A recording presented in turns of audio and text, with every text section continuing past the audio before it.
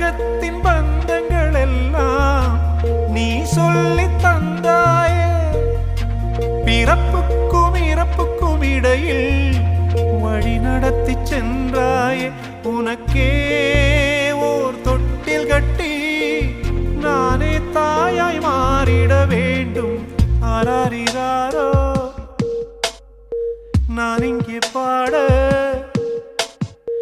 தாயே நீ கண்ணுறங்கு, என்னோட மடி சாய்ந்து